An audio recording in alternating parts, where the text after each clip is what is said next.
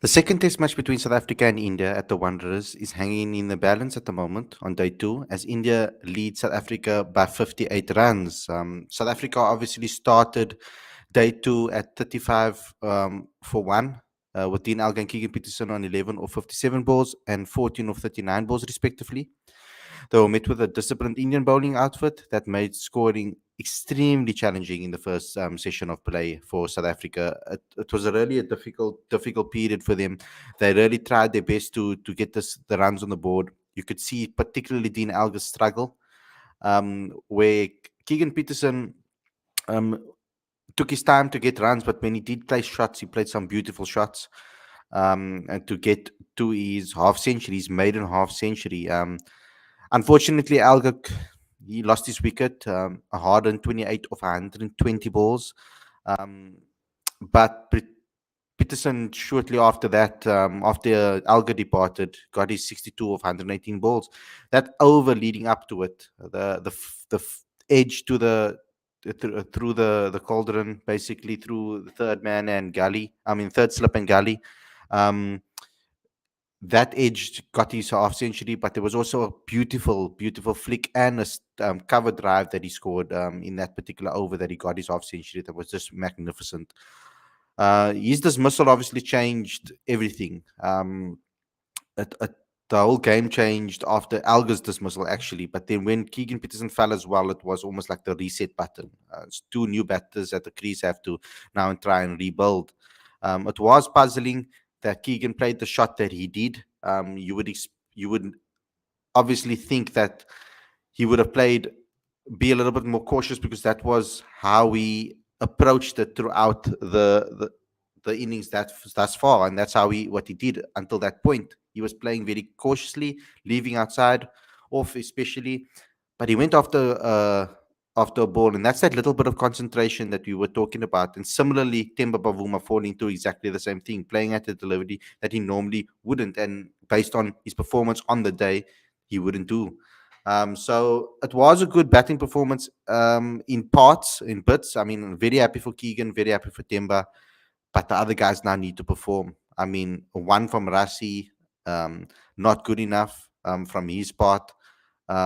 We need better from him. Calvert, he looked quite stuck in his crease, but we'll talk about all the reasons a little bit later. We just want to. I'm just going to give you a quick overall on what is currently the situation now. India started off, and South Africa got the perfect start from there in the second innings by getting the two star men out. Obviously, Agarwal and Rahul both sent to the pavilion, and courtesy of Dwan Olivier as well as Marco Jansen. So hopefully South Africa can capitalize on this, and in the morning session on day three, really clean up India for as a lower total as possible. India on 85 for two at the end of day two, with a partnership between Pujara and Rahane at 41 runs. So South Africa really need to push. They need to keep the lead down as low as possible. I've saw some numbers floating around. Some people saying 230 lead is chaseable. Some saying 220. Some people saying no, it has to be under 150. Others saying no, it has to be under 100. So there's there's a lot of different opinions when it comes to this one. But we'll be chatting about it on today's show. Don't forget, if you're new to this channel, please click subscribe, click that notification bell for all future videos, as well as smash the like button, comment, and share, and subscribe to Cricket Fanatics Magazine monthly. Every issue is 100% free, straight to your inbox every single month, including the latest issue. So go ahead and subscribe to that. The link is in the description. So without further ado, let's get straight into today's content, guys.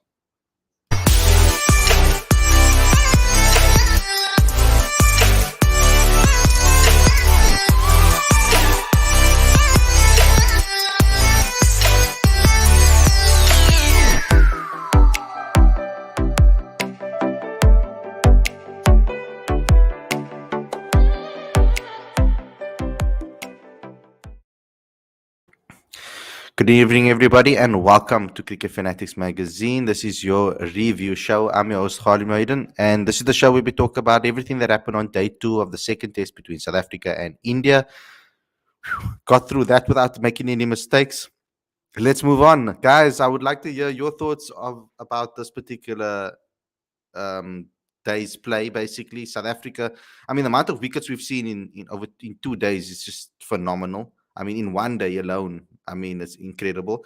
So, what's your thoughts on it, Aditya? Let's start with you, and then we can move on to Vern. I would like to hear your summary and your thoughts of this particular performance.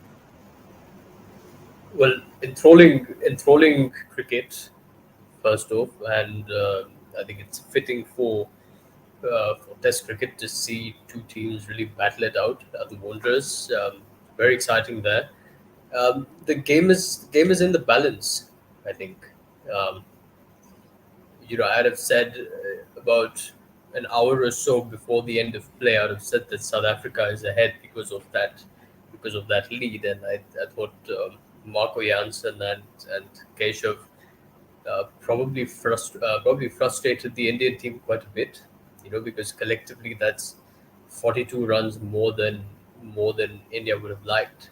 But I think the aggressive nature with which Mayank Agarwal came out and then Cheteshwar Pujara uncharacteristically carried on was quite fascinating, and I think that certainly wrestled back some of that advantage. So I think at this point, the game depends entirely on which team plays better in the first session tomorrow, because the winner of that first session basically is going to be the winner of the game, in my view. Um, so let's see how that goes. But all in all, I thought it was a fascinating day of cricket, and I can't wait to see what we have in store for tomorrow. Yeah, the game is probably in the balance, but I would say India is ahead at this stage with us having to bat last here. Even if it's only day three tomorrow, the pitch is already up and down. I don't think it's the greatest pitch, to be honest. It shouldn't be that much variable bounce on day two of a test match. You could see it in one over against Janssen, one hitting him on the shoulder when he's going forward, and one hitting him on the back when it's short. That just indicates how difficult it will be to chase here. And I think if India gets 200 here, I don't think the Proteas will be able to chase it unless something drastically changes in our batting, and the pitch for some reason doesn't act up that much. But yeah, I don't think it's going to go all that well.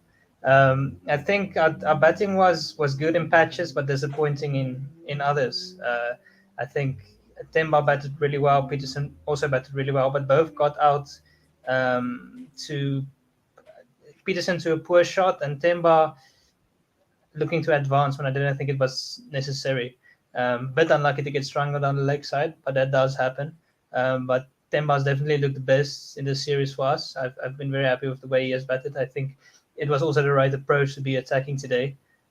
Seeing how the pitch is acting up, going all defensive is just not going to work out on this pitch, because somewhere along the line you're going to get the ball, you won't be able to play, and you will get out. So India adopted that same approach this afternoon, and I thought we bowled a bunch of poor balls as well. I think Olafir was all over the place. He did get that wicket, but bowling off volleys, bowling short deliveries down the leg side. KG was also bowling easier off volleys to put the weight to the boundary. So even though Pujara was positive and he batted well, and I think that's probably the way he should look to bat forward to get out of his slump. I think we made it quite easy for them. So that was quite disappointing. And I think the fact that they're already 58 ahead with 8 wickets still to come, if things go tomorrow morning, maybe the first two sessions the same way it has gone this afternoon, then we might be out of it by the end of tomorrow. So yeah, it has been a bit disappointing. I was very happy with the way Peterson batted. I enjoyed his innings very much. He looks very classy. He has all the shots. I was particularly pleased with how he played Ashwin. I don't think it was spoken of very much, but the way he got in deep to the crease to cut the ball, he used his feet to chip it into the leg side. He really played him very well. And obviously, this pitch didn't have much turn or anything in it for Ashwin. But I can see with the type of approach he made, he would probably do well in Asia as well. The way he used his crease, he didn't go out poking in front of himself like some of our batsmen do. So I think he's definitely one to keep in the lineup and have him for the long haul. guys like Rossi is under pressure, Markram's under pressure, so they will need to step up in the second innings. We can't afford to give away cheap wickets, and at the same time we need to be positive. I think also Rossi is at his best when he looks to be positive. I remember that 98 odd he made against England. He was striking at over 70, and he looked at his best at that occasion. That was also at the Wanderers, and he looked in control. You don't need to be 10 of 70 balls, try and get yourself in, or like Alga. Alga did well to see off the new ball, and that's great. It's great to get the ball old and have the rest of the guys come in and play some more strokes. But at some stage, you need to look to be a bit more attacking. I'm not saying be loose and go waft outside the off stump like Peterson ended up doing, but you also can't just sit in here on this wicket because some ball is going to get you. There is pressure on Racing, but some of it I find is a bit unfounded because he's made a series winning 75 just two test matches ago, and that's probably like 3 innings ago. So I know there's been a lot of social media pressure on him, and there have been people talking about dropping Rassi, but I don't necessarily agree with that. I know we can.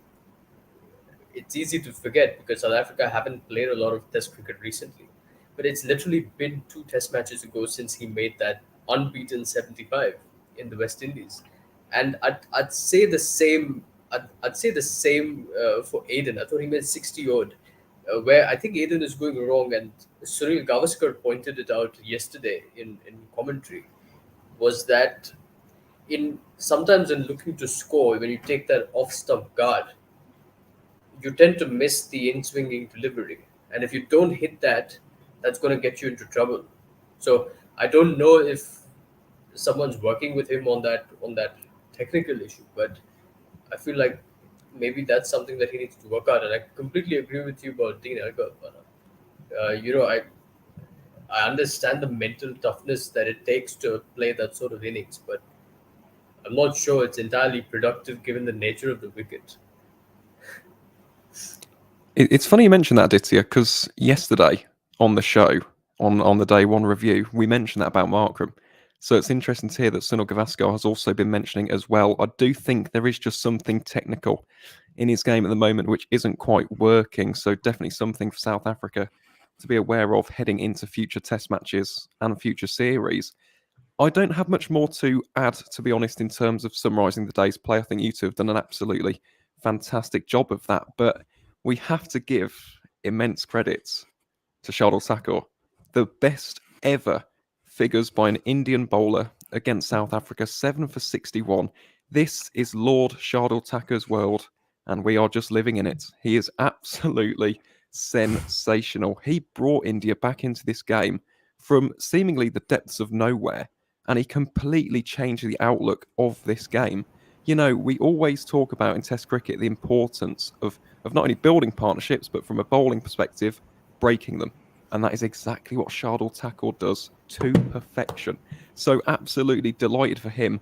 And Cheteshwar Pujara, from an Indian perspective, I'm talking here, just the cherry on top of the proverbial cake towards the end of the day's play.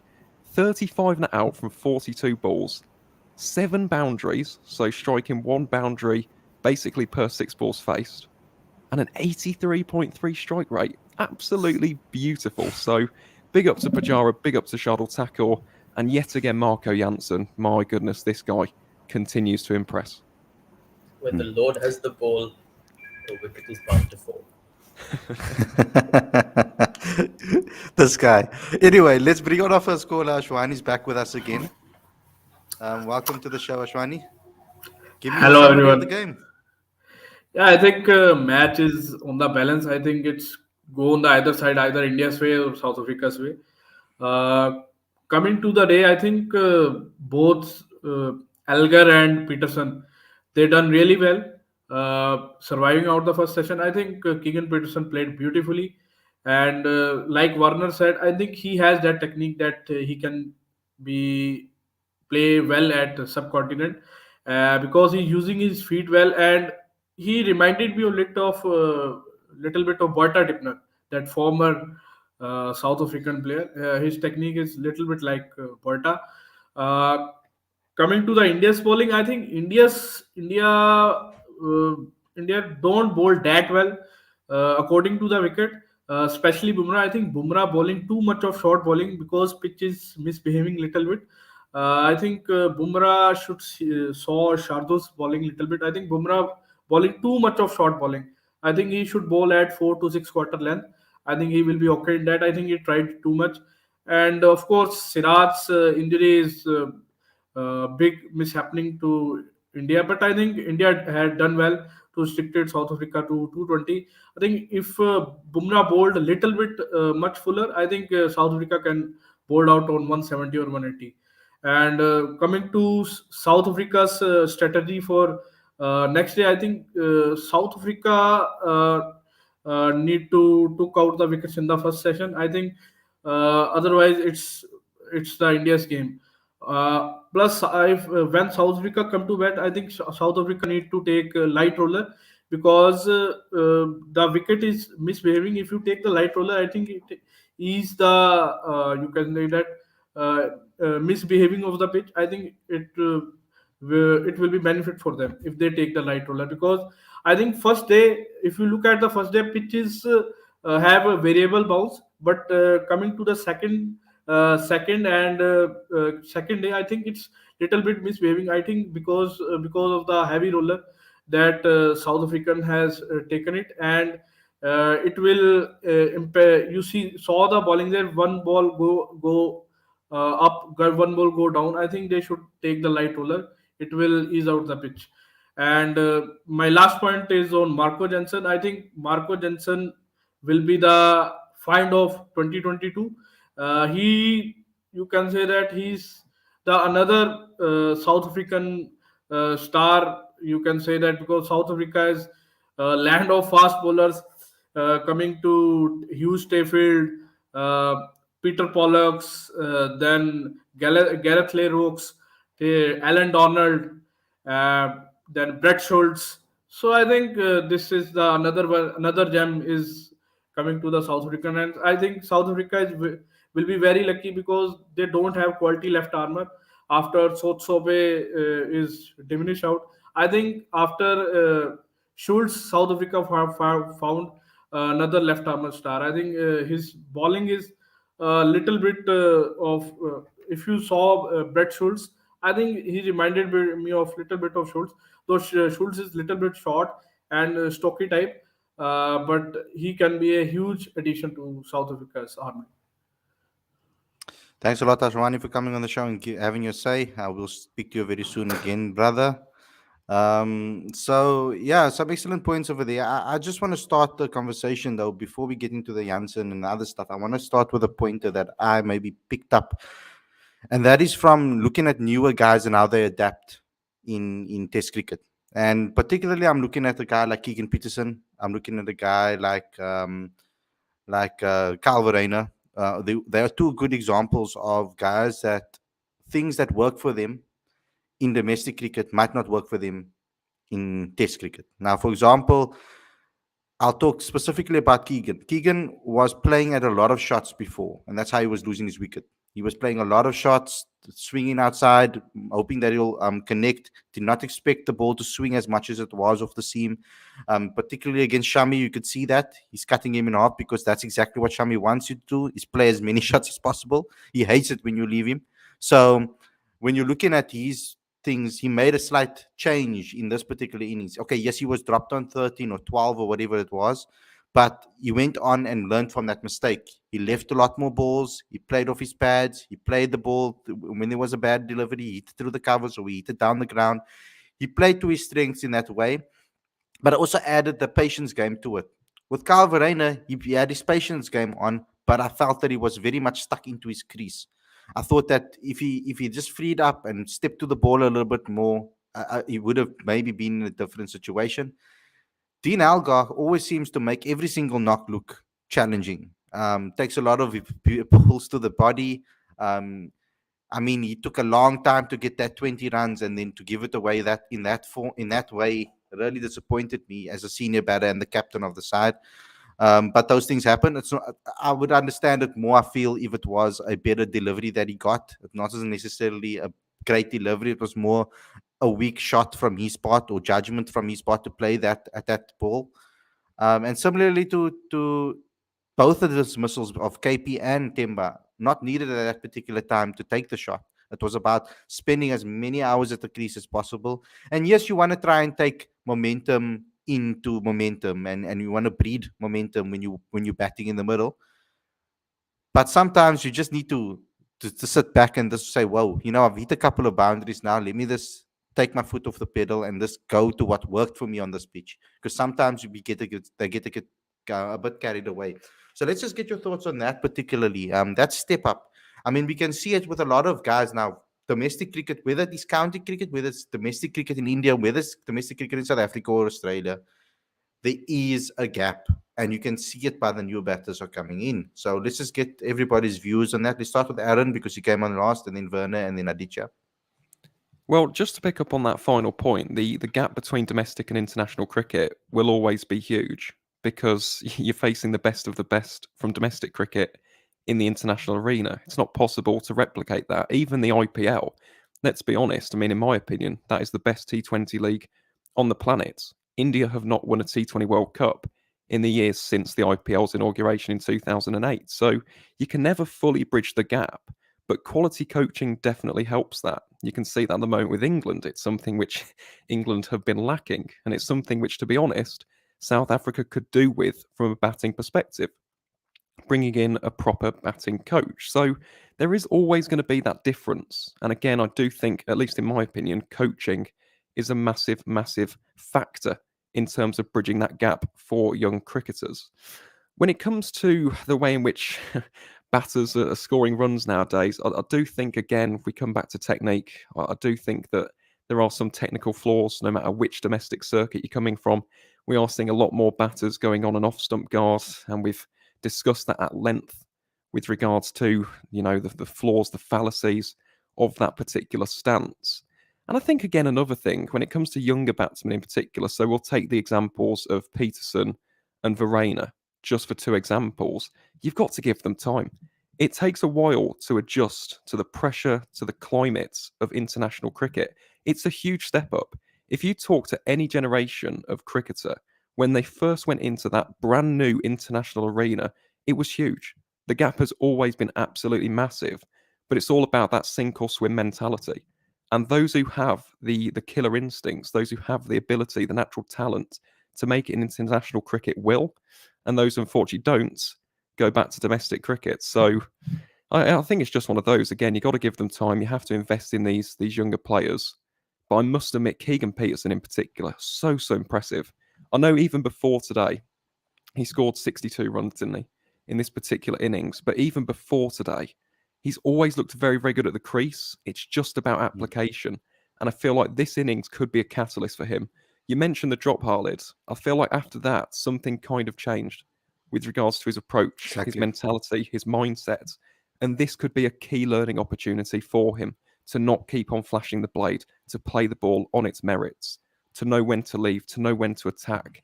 And I think this could be the making of him as a proper, serious international batsman. So fingers crossed that's the case. But if you're talking from my perspective, at least, I think he's a very, very good prospect. And with Kyle as well, we know he's an absolute warrior. Not to the extent of Dean Elgar, where, as we've mentioned, he gets bounced. He does make batting look less than aesthetically pleasing at times, but he is a gritty character. With Kyle, he can give you these big knocks when you need him the most. And someone else as well, before Werner and Aditya get into their comments as well, can we just give some credit to Temba? Because yet again, for another test match in this series, he's come to South Africa's rescue yet again. So just wanted to give him some credit as well. But all in all, Keegan and Kyle, I think they look quite good, personally speaking. Before we move on to Temba, Werner, I just want to ask you a little bit more on that, because South Africa will obviously notice it more now than before. Of course, that we have some shortcomings when it comes to it. We have now probably 3 or 4 batters in our top 7 that are learning Test cricket on the job. I'll throw Rassie van der Dussen into that as well in a way, because he hasn't necessarily played as many tests as the likes of Dean Elgar and Aiden Markram when it comes to that thing. So he's also kind of finding his space. It's not like he's played in every single country in the world and can come here with a whole lot of test experience. Yes, domestic experience he can. So I throw him into the bracket as well. And Marco Jansen at the number 7 position, also trying to learn his craft. We've got Vian Mulder that didn't play, but also trying to find his feet in Test cricket when it comes to batting, because we know that you have to expect world-class bowlers coming at you with consistency from both ends, and that's something that's different right now, and that's why these batters make the mistake when they go, oh, I need a couple of overs to get my eye in, rather than trying to assess the pitch and seeing how long it will take them to get their eye in on this particular condition. So Werner, what else can you add to what Aaron has said? Yeah, just to touch on that, I think on a pitch like this, it's very difficult because you're never really in. You can have 60 like Peterson, but you can still get out. Okay, obviously he didn't play a great shot, but you can still get a good ball and get out. So it's definitely more difficult here. You can sort of get your eye in and you can feel more comfortable, but you'll never be so 100%. It's not like maybe at Newlands where it becomes quite a flat deck at some stage and you feel, okay, yes, I'm in now, I'm good to go. Here at Wanderers, it's always difficult, and that's another thing I'd like to touch on, that number 7 spot, that I would have personally played Ryan Rickleton ahead of Keshav. Now we discussed this before the match started, and Kesh has bowled a sum total of 2 overs so far in this match, and it doesn't seem like he's going to be turned to a lot. I mean, it has clearly been the pace bowlers that have done the damage. Ashwin didn't even get the ball to turn. He wasn't really effective. So I don't see Kesh being very effective either. And we called this going into this match, and I was concerned about us being so adamant about playing him here. Obviously, he's a great bowler, but you do have to play according to the conditions. And I think even though he did made a good 21 today, I think having Ryan Rickleton there could have maybe given us an extra 30, 40 runs. I'm not saying it would have. Obviously, it's his debut. Nothing says he will straight up make a 70. But he knows these conditions. This is his home ground. And the fact that he averages 50, having the Wanderers as his home ground, tells a lot. Because Verena averages 52, but Cape Town does tend to get flat at times. And he's a great batsman. But I think averaging 50 at the Wanderers is like averaging 60 when you have your home ground at Cape Town. The Wanderers is really a difficult pitch, and you've seen this season again how difficult it has been. And he's still made 2 centuries on that pitch. So I think we must trick by not playing him at 7 in this test match and not playing Keshav. But I guess hopefully we learn. It'll be different again at Cape Town. At Cape Town, you do need a spinner, so we can't suddenly then make that. We can't do. Imagine we go to Cape Town, then we said, okay, no, we've made a mistake. Let's drop Keshav now, and then Ashwin goes and takes a 6 for. So hopefully we'll be smart about it. But in terms of the gap between domestic cricket and international cricket, it'll remain huge, as Aaron said. You really can't match that type of quality, especially a team like India who have so many brilliant bowlers to choose from. They have so many players in the domestic setup. So having 4 out of all those players to pick from, they are definitely going to be the very best. So having to face up to that is never going to be easy, and it's going to be the same for any international side you'll face. And I speak specifically about the bowlers because our bowlers have done decently, but it has been our batsmen that been the big problem. And that is probably the biggest step up. For our bowlers, it might be a little bit of a step up as well, but you've seen how Jansen has adjusted from game 1 to game 2. He's already looking a lot better, and he's been consistent in his areas. He's already learned that it's going to take more time. He needs to be more consistent in an area, and that's how he gets his rewards. You see his economy rates like 1 in this game. It's brilliant. That's the sort of pressure that bowls up to a wicket in test matches, where in domestic cricket you might go for the glory balls or the trying to get them out with that fantastic balls, and you might not concede boundaries of bad deliveries. In test cricket, the moment you over pitch on the legs, it's going for 4. You bowl off volley outside of off, it's going for 4. And then you see the way Jansen has adapted. And I think most of our bowlers stepping up have that ability, but it's the batters that have been a big problem up till now. Mm. So that step up is definitely big. I did mention today that Verena was really stuck in the crease, and I could sort of see that weekend coming. I did say on the group as well. Any slight movement is going to have him in trouble, because he's not getting out to cover that movement. He's not Yeah. coming all the way to the front, or not going all the way back. Is stuck in the middle between the two.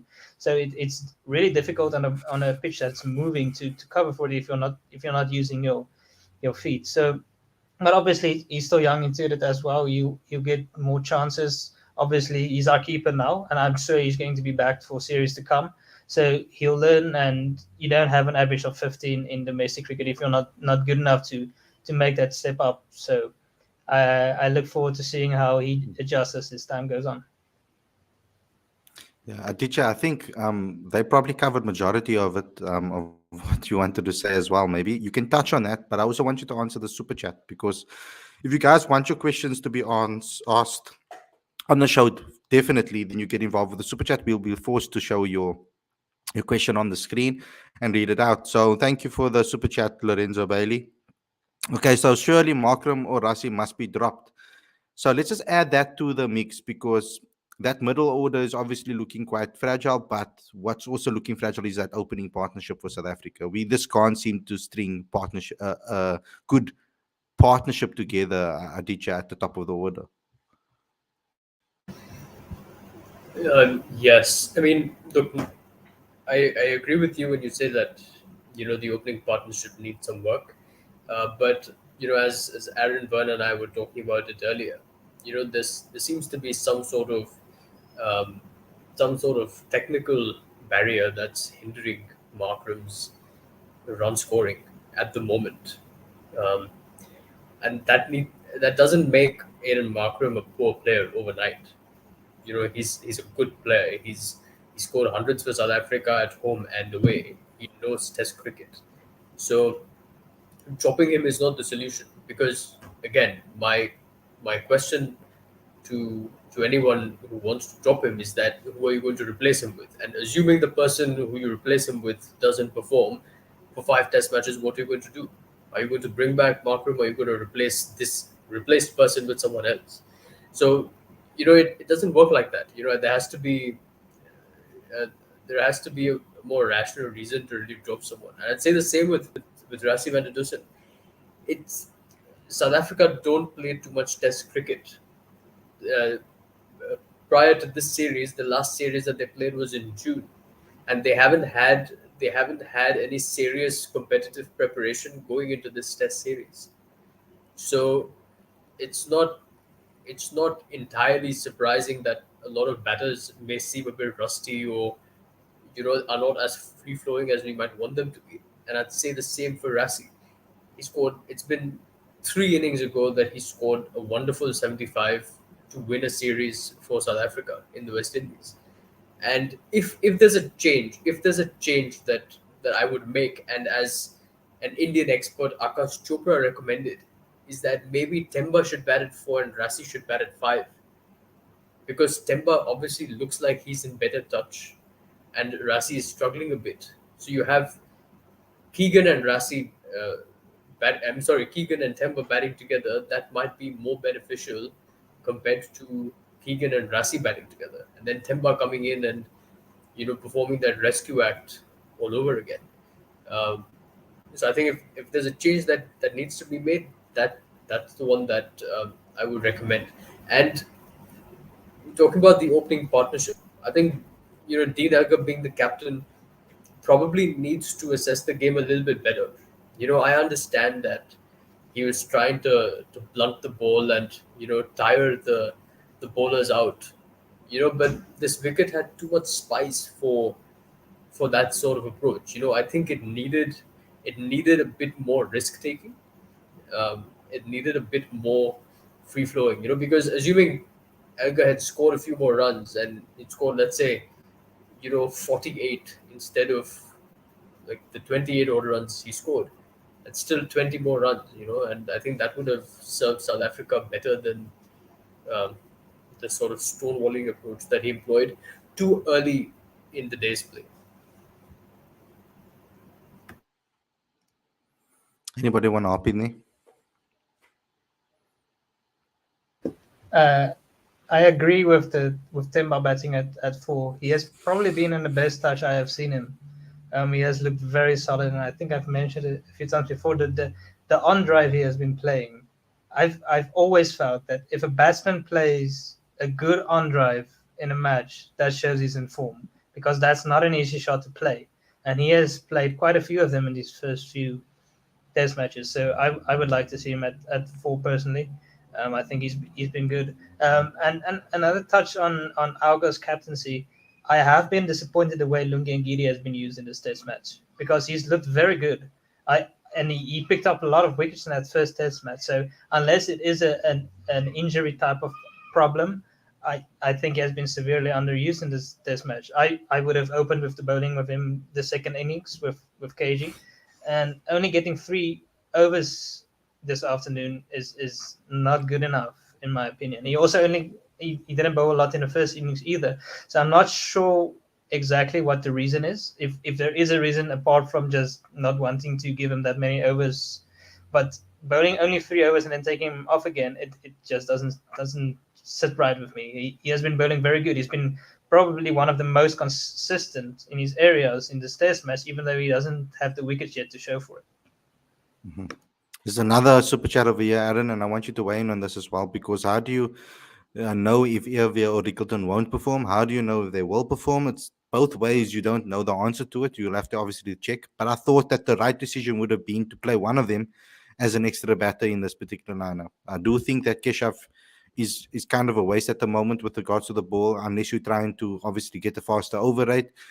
When it comes to what he's getting out of the pitch, there's absolutely nothing. You can see Ashwin is being dealt with quite well from a South African point of view as well.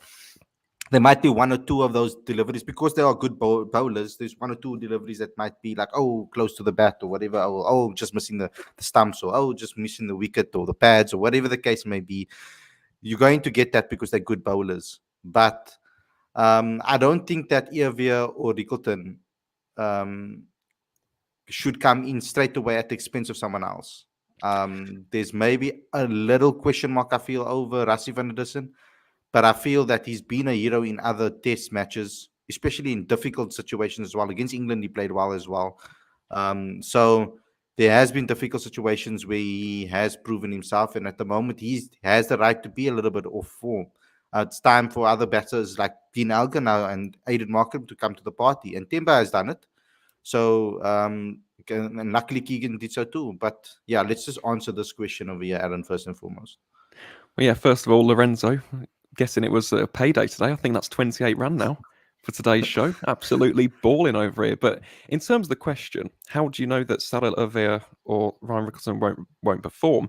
Obviously, no one knows that, because we haven't seen them on the international arena. So that's still very much a question mark. And the only way that we're ever going to get an answer is if they're selected for the Proteas. In terms of Rickleton, I'll start with Rickleton, because I think every single one of us, a lot of the fans, a lot of the viewers, wanted Ryan in this test match. This was absolutely ideal for him. It was custom made, let's be honest, because Keshav, fantastic spin bowler, but I mentioned it beforehand, if there were 2 venues in world cricket where I, as a spin bowler, would not want to be played, there'd be the Wanderers and the Wacker, because there's absolutely nothing in the surface. And what is the point? I mean, he's bowled 2 overs in this test match. I think in his entire South Africa career as well, he's bowled something like 26 overs. At the Wanderers, Duan Olivier has bowled over 50, and he's only played 11 tests in his entire Proteas career. So that tells you, in terms of the way he's been utilised in Johannesburg, he shouldn't realistically have played in this game. It was custom made for Ryan to come in, bolster that batting, and as Werner quite eloquently put earlier, he would have been a much better option, in my opinion, in this particular test match. With Sarel, it's an interesting one because, again, we all know his quality, his pedigree, his class. He's been performing year in, year out in domestic cricket in South Africa. The only issue I have would be whether or not this current South Africa setup would back him properly, because we saw this with Peter Malan. He got 3 test matches, and he did all right, let's be honest, against England. He scored 84 in Newlands against England, had the rest of that series, and was dropped, and has not played a single test match since. Would the likes of Smith, Boucher, and the selectors back Hervé for a year? And that is the question that no one really knows the answer to. Because Markram is a fantastic cricketer. We mention it all the time here on the channel. He goes and dominates domestic cricket. He would put in some good performances. He might have a county stint and dominate in England as well. So he'd be knocking on the door yet again. If Sarel did have a bad stretch of 4 or 5 games, do you bring Markram back in? And that's the issue I have with bringing in Sarel right now. The only thing that I will say, for me personally speaking, as of 2022, January 2022, we'll make it even more specific just for later use, but I don't think this current opening partnership is working. And I've said that beforehand. The highest partnership these two have had since 2021 is 14 runs. It's just not enough. And then we question why the likes of Keegan Peterson, Rassie van der Dusen, Temba Bavuma aren't scoring big runs. It's because they haven't got a foundation to score those runs off of. So for me, I do think a change needs to happen at some point. The only question is when. Do you see it happening in Newlands, or do you see it happening in the England series later on in the year? When would that change happen? That would be my question to anyone who wants to see the likes of Aiden and Rassie dropped. Mm-hmm. An excellent points. I mean, at some point you need to also trust your players that they're going to come right. Cricket is a difficult game. Test cricket is a difficult game. And particularly with South Africa not playing as many test matches as we'd like, the amount of practice that they get out in the middle is not so much, especially if you're not playing 4-day cricket. So the switch can be quite daunting, quite difficult. It's not an excuse though, because they need to come to the party and they need to perform like we know they should. But I think we're too quick to want to chop heads when it comes to bad performances. I mean, there were people talking about KP being dropped. If they dropped KP, we would have never seen the 62. We never would have seen him what he's capable of. We've been blessed with Markram starting off on a high. 98 not out or 99 not out against Bangladesh, and then run out obviously before his 100. And then going on to score 100, and then going on to score hundreds against Australia, and then doing well against I think he did well in India away as well in one particular innings, and then coming back here did well against Pakistan, but not getting those massive centuries that we want him to do and want him to get. And that's just what needs to happen right now, is to find that balance, and to find a position that suit him. I think that if you replaced every single batter when they went into a slump, then we'd see debutants every single second test match. So yeah. But honestly, I feel like if you're having the conversation about Aiden Markram, and I don't mean to make any radical suggestions here, but the same conversation then also needs to be had about Dean Elgar, because he's the other half of this partnership. So I'm not suggesting that South Africa should drop their captain or anything of the sort, but I think there needs to be a change in the way that they approach their batting, because something is not clicking. And ultimately, again, with all my respect to Aiden Markram and Dean Elgar, both are averaging 38 as openers in Test cricket. And if you're going by their predecessors, Graham Smith averaged about 49 in Test cricket. Hashim Amla averaged 49 in Test cricket. So it's I don't know what Dean Elgar needs to do, because he's also not been able to get the hundreds that we know that he's capable of getting. He's making pretty 70s. He made a very pretty 70 in the West Indies as well. But that's equally of concern as is Aiden Markram's form. It is, and can I just add on to that, because it's not like for like, I suppose, but I go back to 2020, and you look at Dom Sibley and Rory Burns for England. I mean, both of those guys were in outstanding form for the 3 lines and a crown. I mean, Sibley averaged 47 in 2020, Rory Burns averaged 38, and everyone thought it was going to be, the next big English partnership. But as a pairing, for some reason or another, it just didn't work.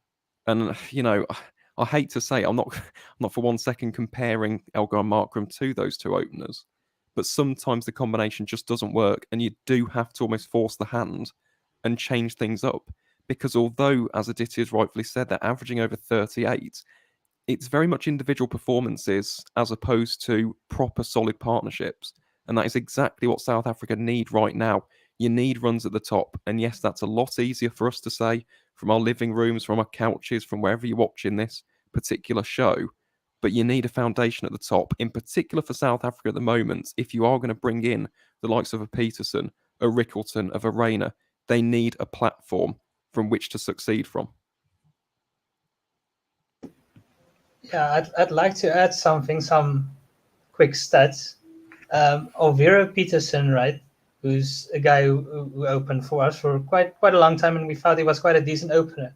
And you know, the reason I think that both Overo Peterson and Neil Mackenzie were seen as quite good openers because they had solid knocks throughout, but it was also patchy. And the thing is, Graeme Smith always used to make the big runs at the other end, so they just had to chip in, and then they had a pretty decent opening partnership. But now at this stage, either Markram or Auger are failing consistently, and that's why the opening partnership as a whole is not looking great. But if you look at the overall stats, Overo Peterson has played. He played 36 Test matches, right? He averaged 35, which is less than Markram. He made 5 Test centuries in those 36, right? Markram has also already made 5 Test centuries.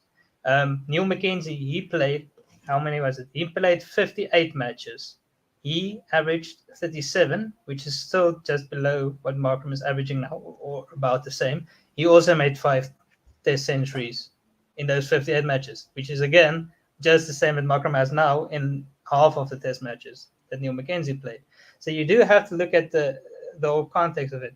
The thing, Graeme Smith made those opening partnerships most of the time. Like Peterson chipped in, Neil Mackenzie chipped in with that, like for instance, that massive opening partnership that I think is still a world record at 415 against Bangladesh. So in between they had those sort of things. But even Aiden and Augar against Bangladesh in that first series had like I don't know, remember how much it was, like a 300-run opening partnership. So we need to look at the bigger picture here. Yes, it's not going that great with Markram at the moment, but I don't think dropping him now is necessarily the right move. You know, one of the great things that that Graeme Smith offered as an opener, and I guess in these cases he was almost disproportionately the greater contributor, because I think Graeme Smith made 2700s, and every single time Smith has made 100, South Africa has not lost a Test match. That is a ridiculous statistic. That they've either won or drawn a Test match every single time Graeme Smith has made 100. Oh. That's unbelievable. And I guess it's difficult to expect that out of other players, which is why I guess in subsequent partnerships post the Graeme Smith era, it requires more of a balance between two opening partners. So I guess to a certain degree, having two opening partners averaging 38 in Test cricket is perhaps a balance, but it's not creating that same impact for the team. Just to add on to that, Aditya, just for the sake of the England and Wales cricket board, you mentioned that stat, 2700s. Dom Sibley, whenever he scored over 50, England unbeaten. Just going to put that out there, just saying, Sibley, welcome back for 2022, brother.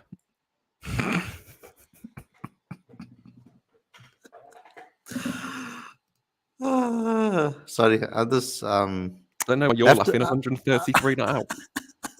I thought you'd be quaking in your boots. Anyway, carry on. Apologies, that was massively off I'm just laughing because you love to punt your English players on this channel every chance you get. Warwickshire players. Warwickshire Ollie Stone as well, players. he's coming back. Warwickshire coming players, back. sorry. Yeah, so let's just talking about this dropping situation. It is a very tricky one. So when it comes to Markram, like age as well, comes into the equation. When it comes to Rassie, I can understand a little bit more why people want to see a fresh face, because I've always been someone that is yes, good for the youngster to get an opportunity, and rather if he's going to be the batter that's going to bat for South Africa for the next 5 years in that key position, then by all means give him as many opportunities to fail so that he can learn from them. What they did with Keegan Peterson right now, persist with him. I think is the way they should approach any person that they give an opportunity now in the South African team. It shouldn't just be an opportunity to plug a hole because you are missing something. It should be take the opportunity either to play someone that is young that will hit the ground running or that needs some time to settle in at the role. But the only way you can do something like that is if your senior guys are performing. And those are the guys we should be coming hard at. Dean Alga, there shouldn't be any more excuses for him. I mean, I think he's been in a bad slump when it comes to Test cricket for a couple of games now that he needs to come to the party. There shouldn't be any excuses anymore for someone like Rassi. By now, I would expect a guy with his experience to have worked out his flaws at Test cricket. And if he's still making the same type of schoolboy errors that someone that is younger than him will be making, then I'd rather want to see a younger guy in the position. What bothered me the most about Rassi's innings today, particular, was he seemed a bit scared. Now, my opinion of that, my observation of that is only because of the way he jumped out of the way of certain deliveries, or he misread it, or he looked a bit rocked. So even his wicket, the way he tried to defend that delivery, it just seemed a bit. He seemed a bit rocked in the middle, like he couldn't understand what the conditions were giving him or the pitch was giving him. So, like I said again, I'm all for the type of guy that believes that guys should get opportunities younger if they're going to learn more from a situation. So we need to find consistency, and that's it. But I think at the end of this series, we can then look and adjust. I don't think now mid-series to drop someone and give them an opportunity means anything. Because if someone scores a 50 on debut and then goes the next 3 tests and gets no runs, is that valuable? Or is it more valuable to maybe get Markram back into form and then he can hit consecutive top scores in the next series that we play? As long as there are people contributing, that's the main thing. And that's supposed to be important. Let's wrap this up, guys. Let's get your final thoughts, Aditya, Werner, and then Aaron.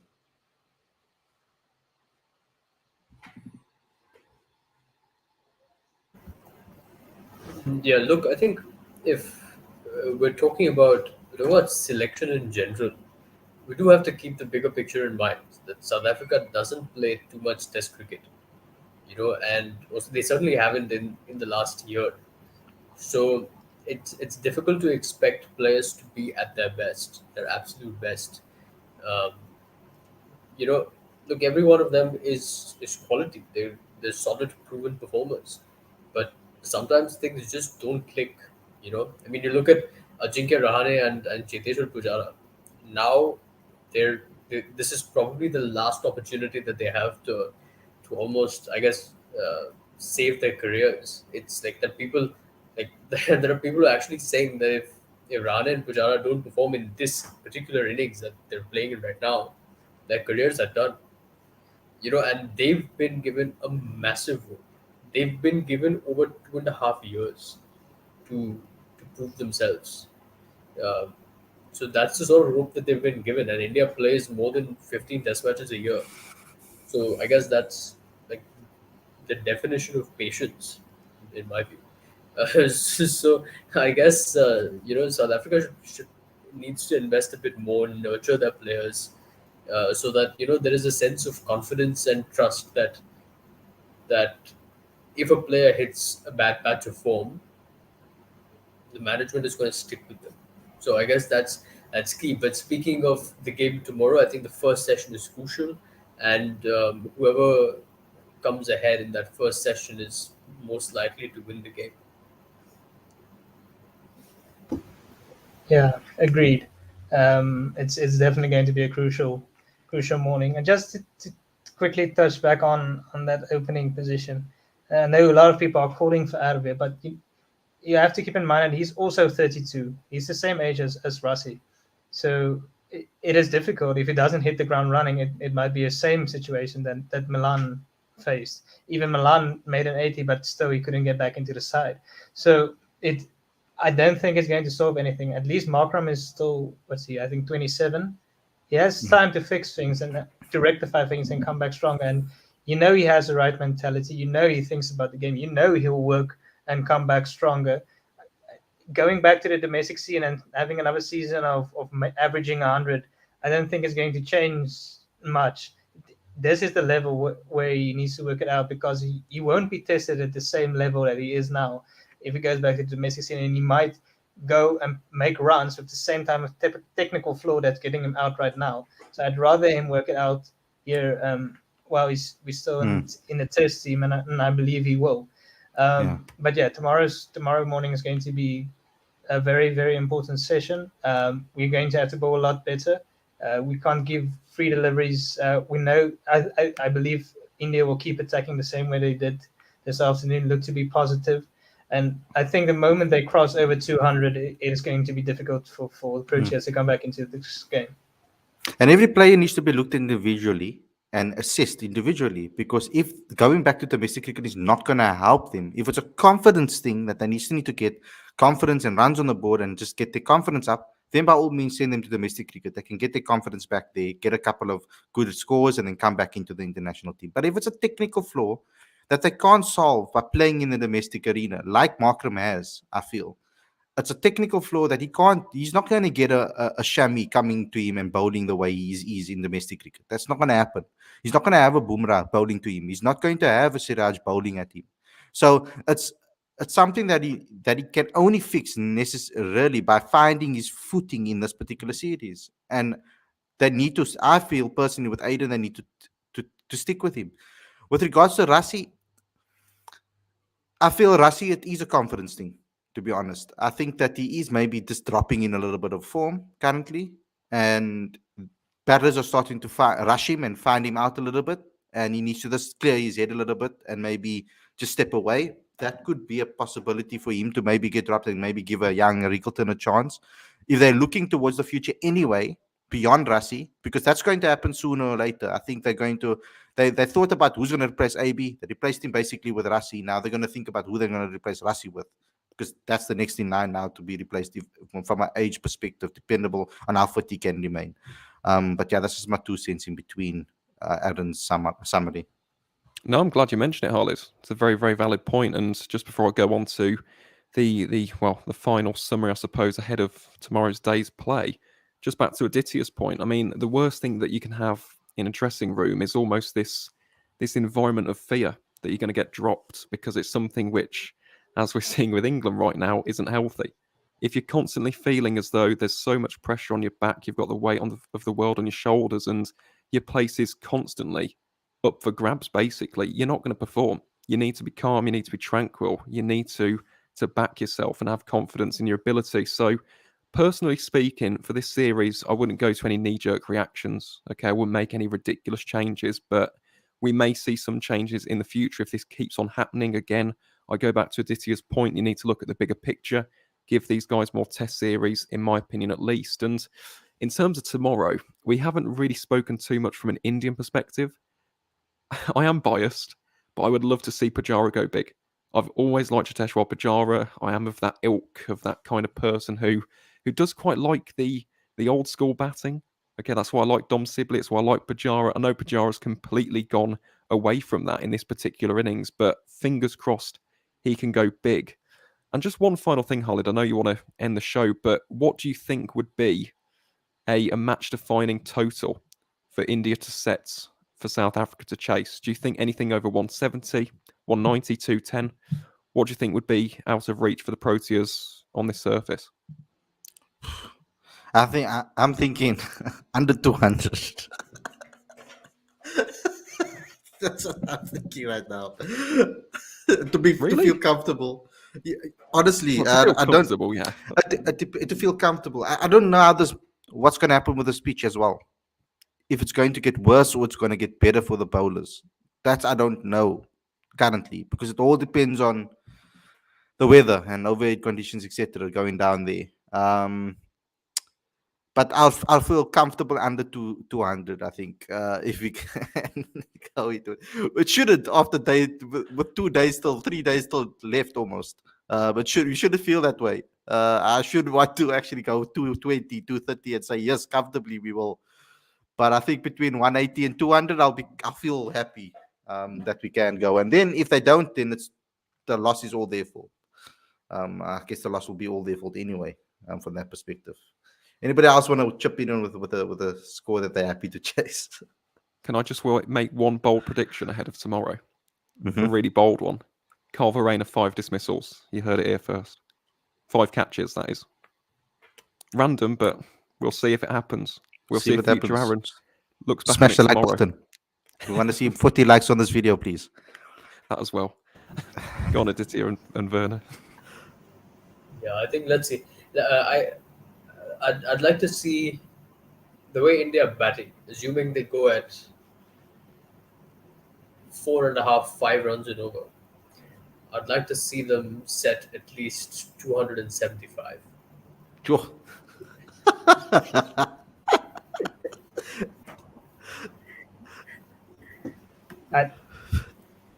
I wouldn't be comfortable with anything over 200, but if India go past 250, it's lights out. And I really hope they don't go at 4.5, 5 and over tomorrow. I hope we bowl a lot better and keep them 3 or below 3 and over. Yeah, I'll be worried about that, guys. Otherwise, you fight out for that draw, boys. You just fight out. Did Algo, I think, live front of the crease. Anyway, guys, thanks a lot for tuning in. I hope you guys enjoyed this episode. Don't forget to smash the like button, comment, share, subscribe. Click the notification bell for all future videos, as well as subscribe to Cricket Fanatics Magazine Monthly. Every issue is in the description. If you go and click on that link, you'll get every issue, every back issue, 100% free, straight to your inbox every single month, including all back issues. So thanks a lot for tuning in. We'll see you guys again tomorrow with another review show. Take care, everybody, and enjoy the rest of the test match.